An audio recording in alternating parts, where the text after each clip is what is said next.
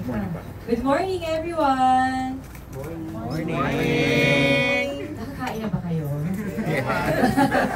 Ayan, syempre, very happy ako. Actually, sobrang excited ako sa partnership talaga with Miss A. Kasi, alam ni Miss A, kaya mag-post ako kaya hindi, everyday talaga ginagamit ko siya. So alam yun, bilang ambassador nila, gusto ko i-share yung routine ko sa iba. Kung bakit ba ganito ang skin ko and how to protect my skin. So, at least nandiyan si Miss A, para alam mo yun, bigyan natin yung ibang mga gusto mag-protekta talaga sa mga skin. At karapat dapat talagang protektahan ang skin natin. And isa lang ang pipiliin ko, si ekran lang talaga. Wow! Grabe, di ba? That's the real endorser, a user also. And now, can we have, of course, the questions from the press? It's about time to give the floor sa ating friends from the media to ask questions sa ating distinguished guests. We're going to start with Ms. Kate Adahar from Random Republica.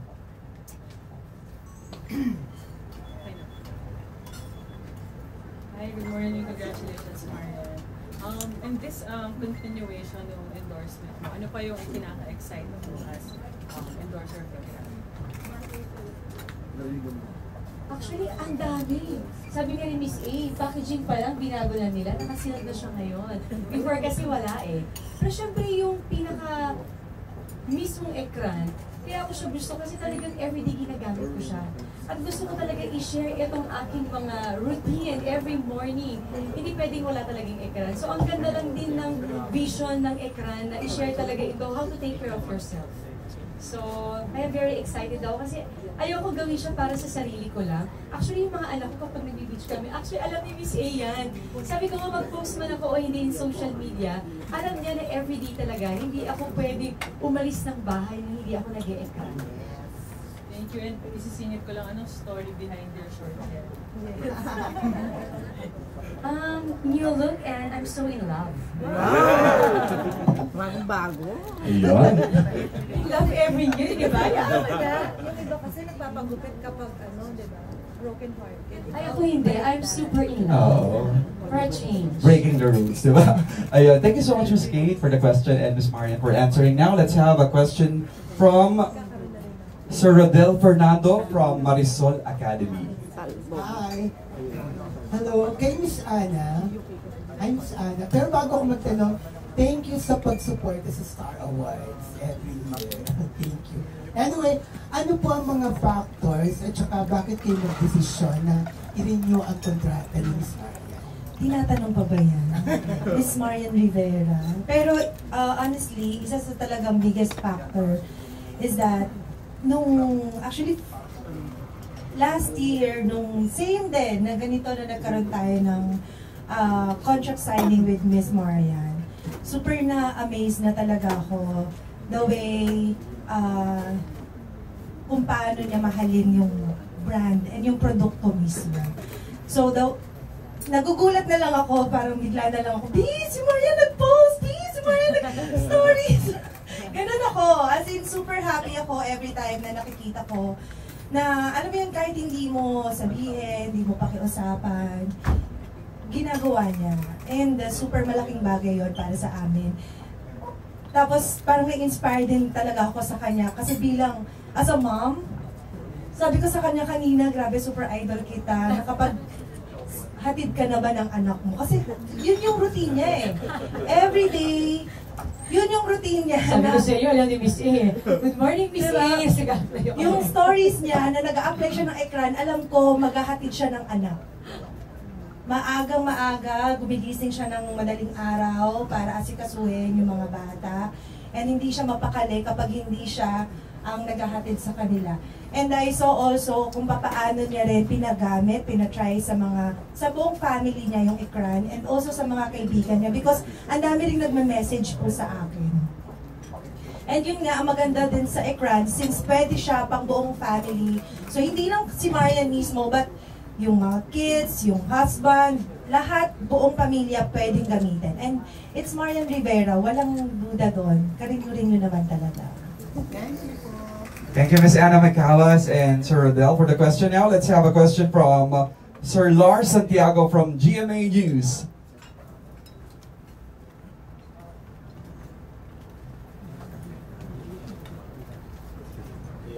So, yan.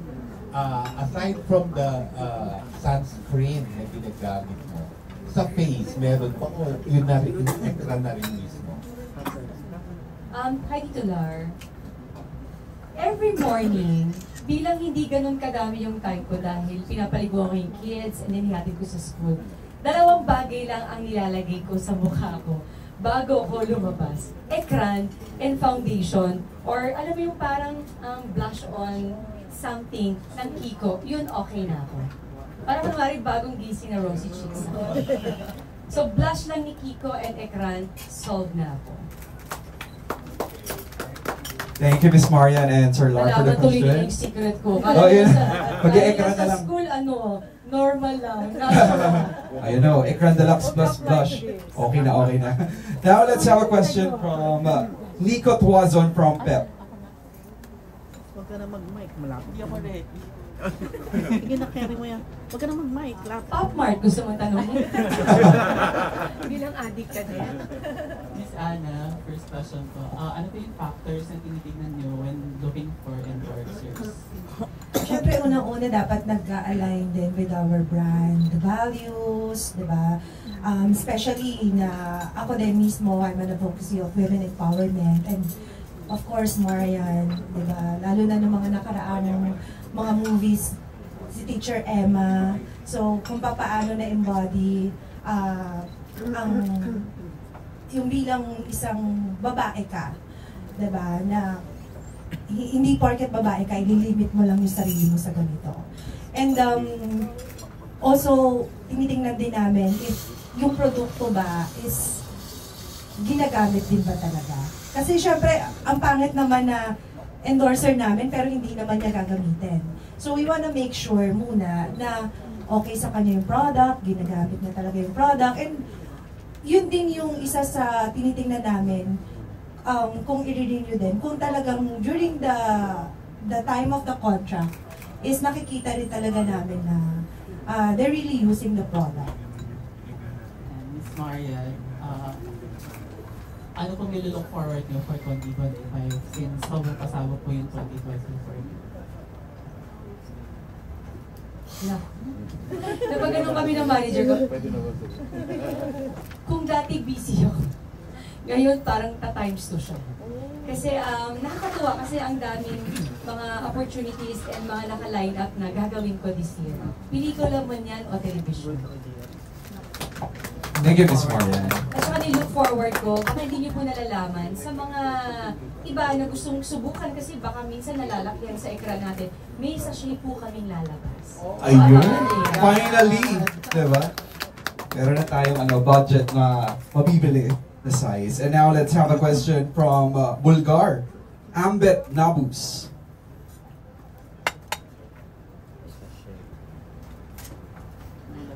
Hi. Chika Dora! Congratulations. Bago kay Mark Kaya pinakisang natin ako. Curious po ako, ano po yung sabihin ng Pinong product going forward? Ekran is a French word for screen. So, ibig sabihin, once na nalagay natin yung ekran sa face natin, siya na yung nag-i-screen sa UVA and UVB. And sabi ko nga, palagi ko sinasabi yan sa mga postings ko, kahit po nasa loob tayo ng bahay, kailangan naka-sunscreen tayo, kailangan gumagamit tayo. Because yung UV rays, minsan tumatagos din po yan sa mga bintana natin. And also yung mga galing sa mga gadgets natin, yung blue light. So ayan din ay dagdag din sa, kumbaga, sa premature signs of aging. So yun yung, syempre ayaw natin na lumabas kaagad yung mga wrinkles, di ba? Yung mga spots, freckles. So isa sa ekran sa nakakatulong, lalo na kung magbababad kayo sa ilalim ng araw. Thank you, Miss Anna, for answering that. Actually, we're kind of curious with the ekran So the brand name embodies its effect. Shield, diba? To shield us from sun rays. So now let's have a question naman from... Question kay Marian. Go ahead, Sir Albert. Mamaya nasa Marites ka na. Huwag naman, sir. Oo nga. The Who ang host ng ekran. Oo nga. Go ahead po. Yan. Nabibilang mo pa ba kung ilang endorsement meron ka? Bilang, kasi lahat sila mahalaga sa akin. Hindi pwedeng hindi.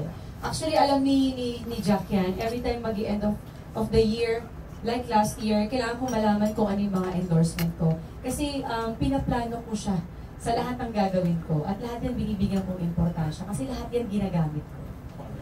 Ilan nga daw sabi ni Romeo Gonzales? Ilan? One last question. Yan, kasi isa sa mga reasons kung ba't lagi kang pinagkakatiwalaan. Dahil sabi mo nga, hindi lang negosyo yung pag-endorse, kundi value, respeto, etc. Bilang isa ka rin sa pinakamarami, milyon-milyon na followers, paano mo naman ina-address yung mga followers mo para ano ka rin sa mga ini-endorse mo? Siguro through social media. Kasi yun talaga yung plataforma namin mga artista para ipaalam dun sa mga nagmamahal at sumusubaybay sa amin kung ano yung mga dapat nilang pagkatiwalaan at ano yung ginagamit talaga namin. Thank you. Thank you. Thank you, Sir Ambed. And now, let's have Miss Rose Garcia from Abante. Sa Marites din yan. Ayan, yan. Congratulations. Yan una, congratulations din kasi sa Facebook, parang ikaw yata ang local celebrity na may pinakamaraming followers. O, no? Grabe. Chinek ko talaga eh. Nung nakita ko, sabi ko, kung ikaw na ba? At ikaw na nga, dahil ang laylay na agwa, 32 million, if I'm not mistaken. Tapos parang susunod yata sa'yo ay 25 million, o diba? Na-check ko. Hindi, 32 million na. Ilan na? As of 32 na. 32. Kaya nga, 32 yung sa'yo. Yung susunod sa'yo, 25. Kasi naman eh, charot. So anyway, yun nga. Yan, parang hindi ka pang na-effort sa totoo lang ng lagay na yan ha. Kasi more on yung mga pinopost mo naman. RT lang. Oo, RT mo lang. Honestly. So, anong feeling mo doon na na-achieve mo to una? Na hindi mo kailangang maggawa ng mga content na sobrang wisbuhay o kung ano-ano mga sexihan or what. Ano mo na yun? Una siguro sa lahat, maganda siguro at nararamdaman ng tao kung gaano mo minamahal yung trabaho mo. Pangalawa, kung gaano importansya binibigay mo sa mga taong nagtitiwala at nagmamahal sa'yo. Mas swerte siguro ako dahil nung time ng mga Marimar, yung mga taong ito na sumusubaybay sa akin, kay Dong at hanggang ngayon sa pamilya ko, nandyan pa rin talaga sila. So sabi ko nga, lahat ng ito hindi ko ma-achieve, kundi dahil yun sa mga tao na yun. So walang hanggang pasasalamat talaga sa kanila. Ay, mabuhay silang gamay talaga. Mga ano nga eh, alam ko lahat halos matandang dalaga. Ganun sila ka-love. Actually kasi mga fans, nagko-fans day kami, di ba? Pag nakikita uli namin kasi nagagawa namin yan pag anniversary namin, kapag Christmas, but every year yan. So gusto namin yung connection namin sa kanila talaga. May awareness kami kung kamusta sila. So alam ko nga, kilala nyo karamihan sa mga... So ganun katindi yung pagmamahal nila. As in. Yun na. So, susundan ko lang yung tanong ni Nico kasi totoo naman yan, yung 2024 mo, parang bumalik ka yata nung, Marimar Days o higit pa. Kasi dami mo na-achieve last year sa iba-ibang aspeto, no? So, would you say na mas nasa-challenge ka ba ngayong 2025? Or na, mas higitan pa yung na-achieve na 2024? Or okay ka na? Parang nothing to prove na? Alam mo, Ate Rose, hindi ganun ang point of view ko sa buhay eh. Yung, grabe yung last year ko, ganiting nangyari sa akin. Hindi. Gagawin kong motivation yon para mas pagbutihin ko. Kung ano man yung meron ako this year, sobrang thankful at grateful na ako doon. So kung ano yung mga dadating na to, na sa akin yun, parang sobrang blessings na. Kasi yung last year, hindi ko in-expect, especially balota. So, alam mo yun, parang kung ano yung ibigay sa akin, gagampanan ko ng buong puso ko, kung ano man yan, magiging thankful na lang ako sa lahat ng blessings. Pero hindi yung motivation ko na kailangan ko higitan yung last year. Okay. Magkaka-baby number 3 pa tayo. Nasa career plan. Nasa life plan ba yun? Sige. Next kay Miss Ana. Miss Ana, since last year, yung ekran yung ina-endorse ni Mariam sa Lux. May plan ka ba na may iba pang products ang Lux na i-endorse yan? Since na obvious naman yung effectivity niya. Dahil in all fairness to your sunscreen, I use it also and talagang maganda. Huwag niya ako tingnan. Pero, Papadalan ka pa namin na mas marami. alam mo yan kung anong gusto ko. Tabi ka na sa... Usap tayo mamaya. Charot! Salamat po. Well, actually, isa rin po yun sa mga bagay na tinitingnan namin at pinag-aaralan namin. Ang problema lang din talaga is that, yun nga, hindi na rin po talaga mabilang yung mga brand endorsement ni Miss Marian. Pero, yes, so may mga limitations, and for now, Ecran talaga po naman din. Since ang sunscreen naman po talaga is a necessity, na daily kailangan talaga po natin, especially yung nasabi ni Marian, we need to protect our skin also. Hindi lang naman siya pampaganda, hindi naman siya yun eh.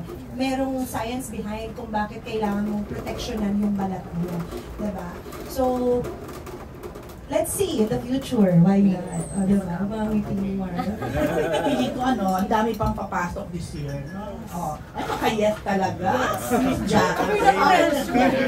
Ay, last na lang sa mga AAA. Anyone from Sir Jojo, Direct Mike, and Miss Jackie. Kasi siya ay magbigay ng specific na aabangan namin this 2025. Pero coming from the management, ano po yung mga glimpse lang ng mga abangan namin? GMA, pwede na siguro yun. Oo, marami kasi sa mga pinaplano namin, syempre hindi pa pwedeng sabihin, inaayos pa. Yung iba naman confirmed na, pero syempre gusto nila sila yung mag-a-announce. Pero for sure, at least for one thing, makikita ulit natin si Miss Marian Rivera on primetime television. So yun, so another teleserye. Yes. Movie. Meron, pero inayos. Depende kung kaya pa ng schedule ni Marian. Okay, thank you po and congrats. Thank you, Miss Rose. And now, let's have from Philippine star, Miss Leia Sarterio.